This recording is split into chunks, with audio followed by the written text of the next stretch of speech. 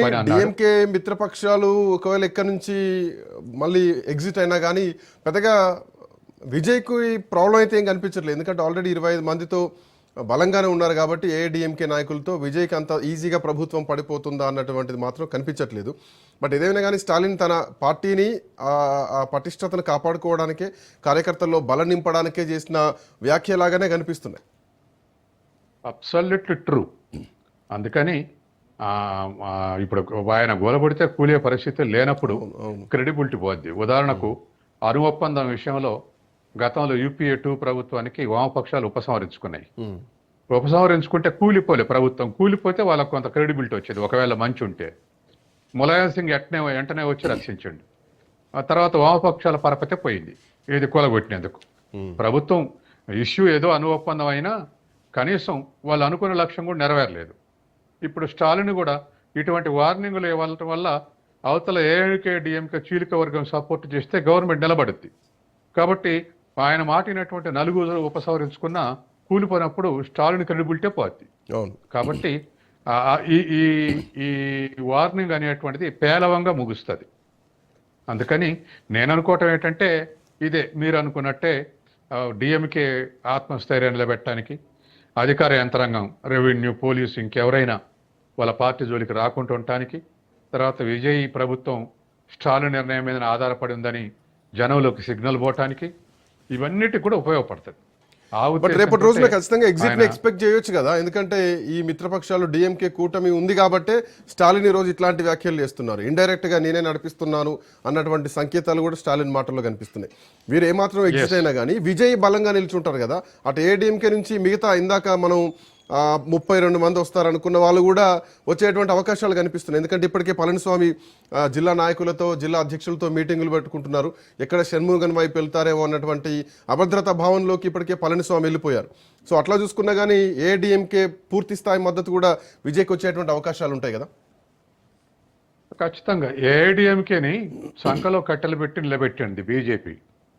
గత 10 ఏళ్లుగా జయలలిత ఎగ్జిట్ అనంతరం 2 వర్గాలను గలిపుంచడం, 2 వర్గాలను నచ్చజెప్పటం, తర్వాత కాస్త పళనిస్వామిని ఎలివేట్ చేయటం, ఏఐడిఎంకే నిలబెడితే ఏఐడిఎంకే ద్వారా తమిళనాడులో ఎంట్రీ కావచ్చు అనేటువంటి ఒక వ్యూహం ప్రకారం ఇన్నాళ్ళ నుంచి ఏఐడిఎంకే నిలబెట్టగలిగారు. కానీ బీజేపీ తోటి పొత్తుతోటి గెలవలేకపోయేసరికి వాళ్ళు కూడా గ్రహించారు వీళ్ళు బీజేపీ తోటి పొత్తు వదులుకోరు. ముందే అన్నారట, స్టేట్మెంట్ ఇస్తారు కదా షణ్ముగం, మేము ముందే అపోజ్ చేశాం బీజేపీ తోటి పొత్తు అని. కాబట్టి సహజంగానే పళనిస్వామి క్రౌడ్ పుల్లర్ కాదు. ఏదో జయలలిత ఆశీస్సులతోటి కొన్నాళ్ళు ముఖ్యమంత్రి చేసిండు అనేటువంటి తప్ప మిగతా వాళ్ళు ఎవరు ఏఐడిఎంకేలో క్రౌడ్ పుల్లర్స్ లేరు. కాబట్టి ఖచ్చితంగా రేపు పాలిటిక్స్ విజయ్ వర్సెస్ స్టాలిన్ నడిచేటువంటి అవకాశం ఉంది. సో దాంట్లో భాగంగానే పోలరైజేషన్, ఏఐడిఎంకే పోలరైజేషన్ లో కొంతమంది విజయ్ రాబట్టుకుంటే కొంతమందిని స్టాలిన్ రాబట్టుకునేటువంటి అవకాశం ఉంది. కాబట్టి ఎఫెన్సివ్గా అవుపట్టడానికే జనంలో కానీ లేకపోతే మిగతా దేంట్లోనైనా ఎఫెక్టివ్గా అవుపట్టడానికే స్టాలిన్ ఈ స్టేట్మెంట్ ఇచ్చాడు. ఒకవేళ విజయ్ని ఎదుర్కోవాలంటే స్టాలినే లేదా ఉదయనిదే కాబట్టి అని చెప్పేసి ఏఐడిఎంకే కేడర్, ఏఐడిఎంకే నాయకులు అనుకునే విధంగా ఉంది. వాళ్ళు కూడా పోలరైజేషన్ ఇస్తే అటు కొంతమంది పోతే ఇటు కూడా కొంతమంది వచ్చే అవకాశం ఉంది ఒకవేళ ఏఐడిఎంకే ఇంకా వీక్ అయితే. సార్ మీ లెక్కన చూసుకున్నా కానీ 25 మంది వెళ్ళిపోయారంటే ఆల్మోస్ట్ ఇక వీక్ అయిపోయినట్టే ఏఐడిఎంకే. సో పళనిస్వామి ఆఖరికి జిల్లా అధ్యక్షుల్ని కాపాడుకోవాల్సినటువంటి పరిస్థితిలోకి వెళ్ళిపోయారు. సో పార్టీ నిర్మాణం అనేది పూర్తిగా పోతోంది.